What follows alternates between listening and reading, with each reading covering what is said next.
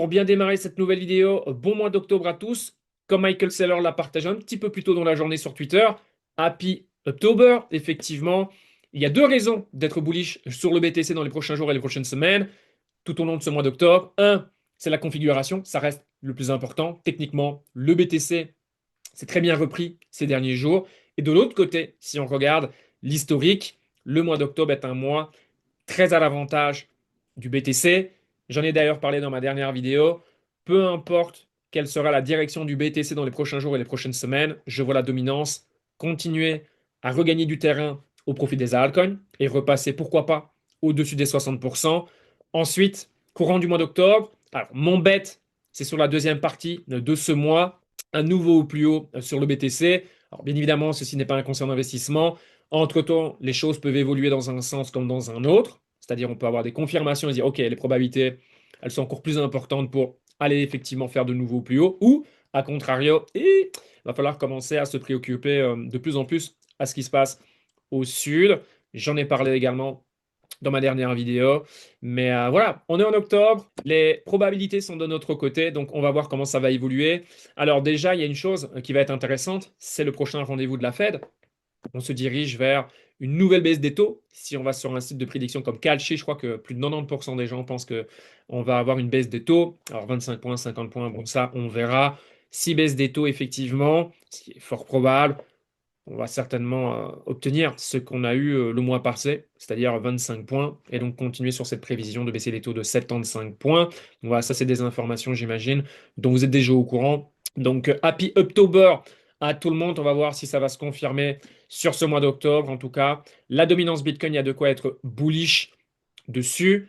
Si Bitcoin fait de nouveau plus haut courant de ce mois d'octobre, c'est ce que je pense. Bien évidemment, on aura un œil attentif sur Ethereum qui, quelques jours après, 7-10 jours, devrait lui aussi faire un nouveau plus haut. Et on verra s'il aura la capacité de s'installer au-dessus des 5 000 $. Si c'est le cas, ça risque d'être super intéressant pour les altcoins.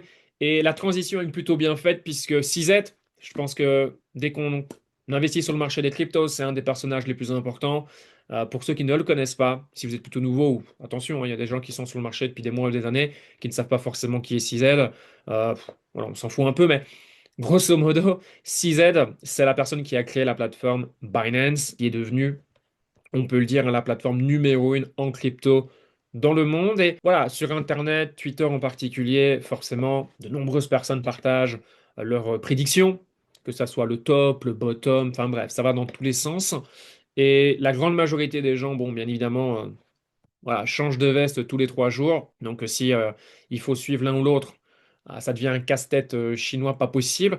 Mais voilà, pour le coup, CZ, en termes de prédiction, il est plutôt bon, hein. Il a un historique plutôt à son avantage, on peut le dire. Donc, voilà, ici, bon, très clairement, le message qu'il a partagé le 30 septembre, c'est voilà, on va attaquer le dernier trimestre de l'année. Ça devrait être, voilà, comme vous pouvez le voir ici, voilà, comme on dit, une image vaut 1000 mots.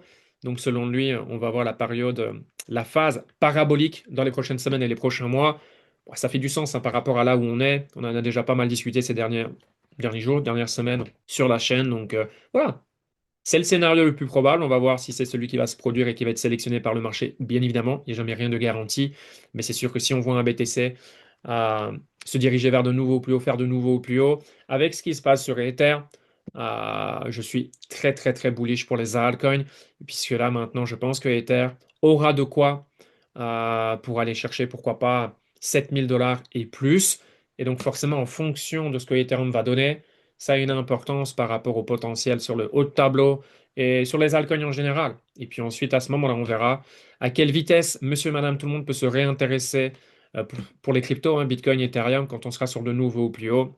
Et puis on regardera le sentiment, le niveau d'euphorie sur une échelle de 1 à 10, jusqu'où on peut aller, puisque forcément, plus on va haut, et plus les prix pourront aller de plus en plus haut. Donc 6Z, en général, quand il tweet, c'est plutôt bon signe.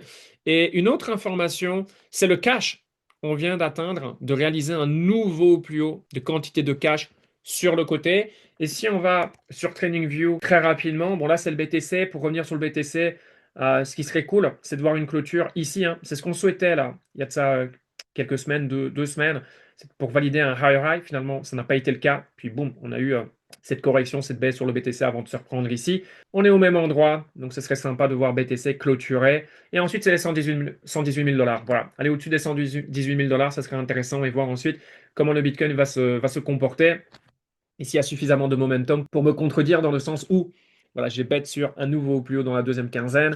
Si voilà, dans les prochains jours, fin de semaine, on clôture au-dessus de 118K, peut-être qu'on fera de nouveau plus haut, plus vite que ce à quoi je m'attends. Encore une fois, voilà, ça c'est. Timer le marché, c'est un exercice difficile, hein, voilà, c'est plus pour le plaisir. Mais voilà, ça c'est BTC. Ce dont je voulais parler, c'est le SP500 qui, encore une fois, a fait un nouveau plus haut. Donc, on n'a jamais eu autant de cash sur le côté. On continue d'imprimer des nouveaux plus hauts. Alors, oui, le marché, il est cher, mais le marché, il est haussier. Et s'il y a bien une chose que j'ai appris, c'est de ne pas combattre la tendance.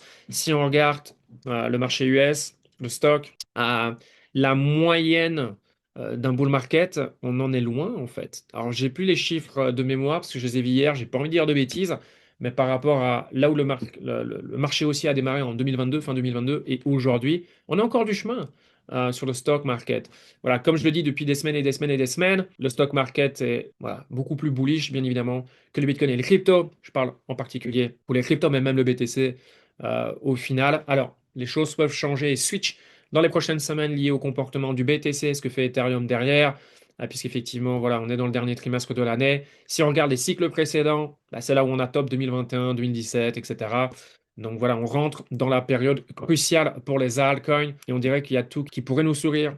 Baisse des taux, configuration, enfin bref, l'historique. Et ensuite, pour clôturer, j'ai envie de vous partager ceci. Family Game Plan, quel est le message que j'avais envie de véhiculer? C'est assez simple, c'est d'être la personne de référence, être le premier à faire la différence.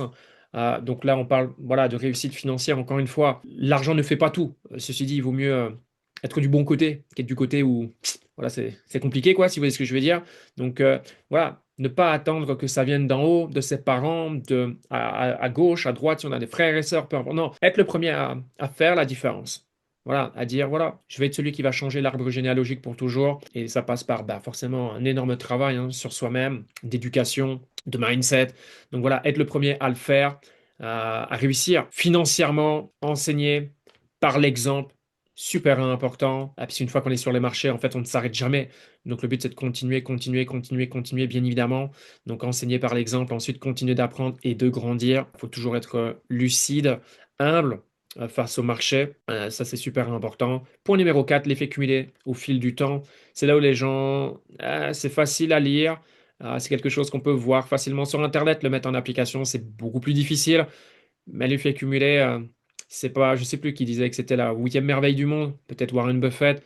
Bon, si c'était lui, dites-le moi en commentaire. Peut-être que je dis des bêtises, mais je pense que c'était Warren Buffett qui avait dit ça un jour. Bon, il est le parfait exemple pour le dire. Voilà, l'effet cumulé peut faire des merveilles, tout simplement, mais ça prend du temps. Il faut mettre les bonnes actions sur une longue période de temps avec discipline. Et puis, point numéro 5, c'est un petit peu la cerise sur le gâteau.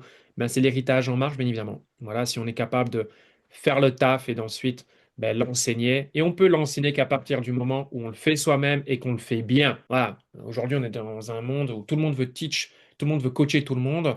Mais ça ne va pas comme ça. Il faut, un, réussir faire ses preuves pour ensuite commencer à enseigner. En tout cas, c'est ma façon de penser parce que voilà, donner les conseils, c'est facile. Hein. Mais voilà, je pense que la première étape, c'est travailler fort, de les appliquer et ensuite de diffuser ces informations pour permettre à d'autres, ses proches, de pouvoir évoluer financièrement dans la bonne direction pour faire en sorte que l'argent ne soit pas un sujet de tracas, les factures, les machins. Voilà, tout ça, beaucoup de gens vivent avec une boule au ventre, avec du stress.